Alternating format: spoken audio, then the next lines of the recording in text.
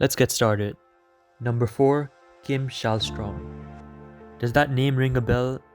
How about if I say the guy Arsenal signed with a broken back? Let me bring you back to the 2013-14 January transfer market deadline day.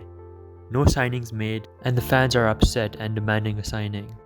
Arsenal finally signed someone, but it's a name that nobody knows. And what's more, he arrives with a broken back. Everybody was disappointed in this signing, and it became a joke. He may have come as a joke, but he was substituted late in the FA Cup semi-final and was given the responsibility of scoring his penalty in a penalty shootout in one of the most important games for Arsenal at that time, as they had been suffering a trophy drought of 9 years. Källström says, "What I'll always remember is walking up to that ball from the halfway line. This is strange, I was thinking to myself. This is so weird. People always ask me why I was smiling on the walk. Apparently nobody smiles when they take that walk. But you have to understand, I was not meant to take that penalty for Arsenal at Wembley Stadium. But I did. I scored, and we won." Jorginho signed for Arsenal in January 2023 from Chelsea. Many fans were disappointed about this signing, including me, because we saw Jorginho as an average player, slow and mistake-prone, especially because of his mistakes against Arsenal, which were still fresh in our memories. However, since joining, he's been pretty flawless and has already made some memorable performances, like his man of the match performance against Newcastle at St. James Park, one of the most hostile away stadiums to play at.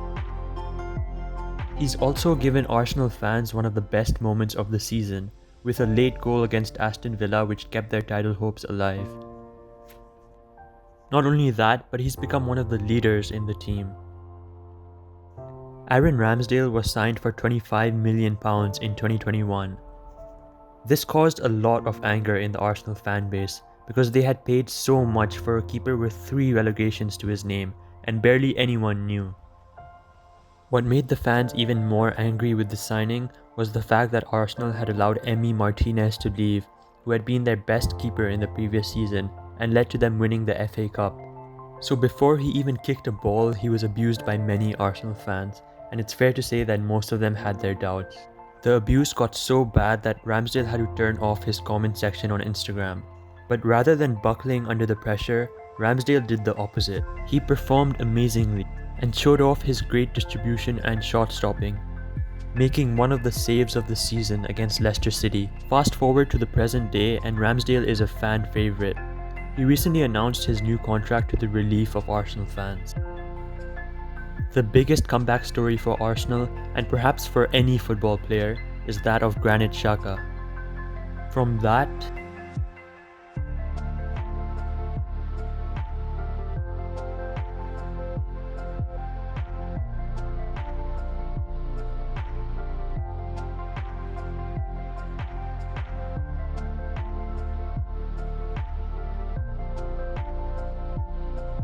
to this. Hey guys, Granit here. Great win, great result. Thanks for your support. You've been amazing. What as well for myself to hear what happened today, to say my name, to sing the song for me. It's a very, very special day, and yeah, thank you again, and see you soon. All the best, guys.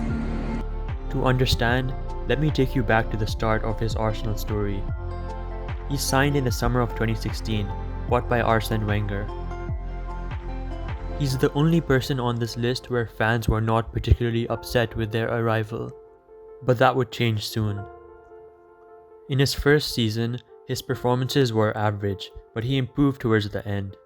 However, he got 2 red cards. And although he wasn't terrible in his performances, he was inconsistent and had a record of 5 red cards in 6 seasons. Arsenal fans also believed that he didn't deserve to be captain. Things came to a boiling point in the game against Crystal Palace, where he was booed off by Arsenal fans at the Emirates. He threw off his shirt before leaving the pitch and cupped his hands to his ears. For a player to do that, especially for a captain, was seen by many fans as unforgivable. Granit Xhaka, I heard you watch Arsenal Fan TV, yeah? Fuck yourself, blood. Yeah? I don't give a shit, dog. Don't take the mic, 'cause I'm not finished with him, blood. Yeah? You're supposed to be the captain. You're supposed to be the leader. Emery put The players voted him as the captain, yeah? How the fuck are they voting him the captain? You tell me how he's a leader. Manager at the time, Unai Emery, even admitted he couldn't see a way back for Xhaka. I don't know if he's going to play again. I don't know. Xhaka responded with a letter addressed to Arsenal fans. He later himself admitted that he was determined to leave Arsenal at that point. Enter Mikel Arteta, the new Arsenal manager. He wanted Xhaka to stay and he made that clear to him. From my perspective, I don't want him to leave. This was a fresh start for Xhaka under a new manager. However, most of the fans were still against him. But under Mikel Arteta, his performances dramatically improved, especially this season, where he scored 9 goals, playing in a more attacking role.